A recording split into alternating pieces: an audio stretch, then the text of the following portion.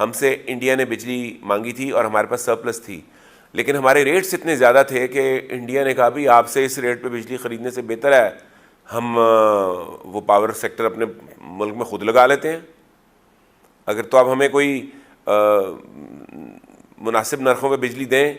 तो पीछे से उस बात पर जब इंडिया ने उन्हें ये कहा तो नवाज शरीफ ने वेरिफिकेशन करवाई कि हमें बिजली फिर महंगी क्यों मिल रही है, कि हम बग़ैर किसी नफ़े के उनको देने को तैयार हैं लेकिन वो लेने को तैयार नहीं उस रेट पे। और इंडिया में बिजली की मांग आज भी बहुत ज़्यादा है, आबादी बहुत बड़ी है और उनकी इंडस्ट्री बहुत बड़ी है, उन्हें बिजली ज़्यादा चाहिए, लेकिन उन्होंने हमसे लेने से इनकार कर दिया क्योंकि रेट बहुत थे।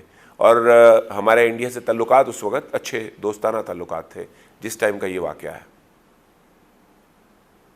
तो ये तब भी ज़िक्र IPPs का बुरे नाम से लिया गया।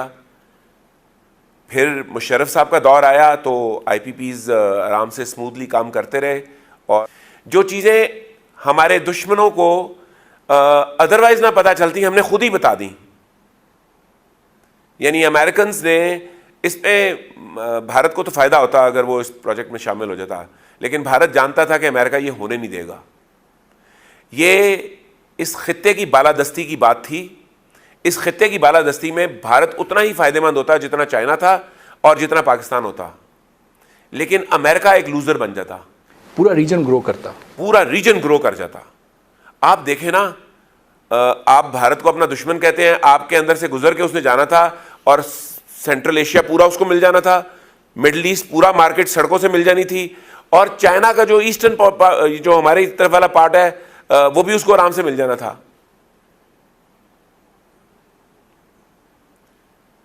अब चाइना के ईस्टर्न पार्ट में भी चाइना की जो पॉपुलेशन है उसका कोई 20% के करीब आबाद है, तो ये 20% उतनी आबादी में देखें पूरा मुल्क बन जाता है।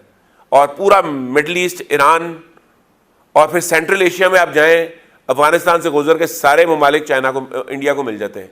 तो इंडिया को इसमें कोई प्रॉब्लम नहीं थी, प्रॉब्लम थी अमेरिका को, क्योंकि ये खित्ता अगर बड़ा हो जाता तो अमेरिकन्स की जो हेजमनी है वर्ल्ड वाइड, जो वो ओनली सुपर पावर का जिसे कहते हैं स्टेटस एंजॉय कर रहे थे, वो सुपर पावर का स्टेटस उनका ख़त्म हो जाता। तो ये तो हमने खुद शोर मचाया, और फिर उस शोर को जब हमने मचाया तो बजाय इसके कि इस बात को सुनने के बाद कि मुल्क में इतनी बड़ी तरक्की होने लगी है, खान साहब गवर्नमेंट के साथ मिल जाते, उन्होंने और इस पर तनकीद शुरू कर दी। वो जितनी तनकीद करते गए हम उतनी पब्लिसिटी करते गए, और आखिर में हमने सारे ही राज अमेरिका को बता दिया और अमेरिका ने आराम से एक माड़ी सी पनामा लीक्स फेंक के हमें फारिग कर दिया। हाय, याद माजी अजाब है यार, याद माजी अजाब है यार। आए जी, ज़रा करंट के ऊपर आएँ, जहाँ से हमने बात शुरू की थी। शेख साहब ये कह रहे हैं कि जनाब जेडे मियाँ मोहम्मद शहबाज शरीफ साहब आए सन ना, ए आए सन कौमी हुकूमत खेडन, तो वो उस तरह का कोई प्लान नहीं, कोई ऐसी गल नहीं है, हम आके जो ना फंस गए ने। तो ये कौमी हुकूमत के लिए आए थे, अचानक एक दिन फैसला किया कि चलो चलते हैं। देखिए, मैंने आपको डे 1 से कहा है कि इनको वज़ीर आज़म बनने की इजाज़त नहीं है। चुनाचे अगर कोई कौमी हुकूमत बनी भी तो उसमें इमरान खान की पार्टी के लोग होंगे, इनकी पार्टी के लोग होंगे, ये नहीं होंगे एज अ प्राइम मिनिस्टर। तो फिर की करना है सर? मैंने तो बड़ा समझाने की कोशिश की थी ना आए, और मुझे फिर इनडायरेक्ट सोर्सेज ने कहा कि ये किसी अंडरस्टैंडिंग से आए हैं, लेकिन मेरा ज़ाती ख्याल ये है कि किसी अंडरस्टैंडिंग से नहीं आए हुए। तो ऐसी वजह से नैब बुला रहे हैं कि आ जाओ भाईजान।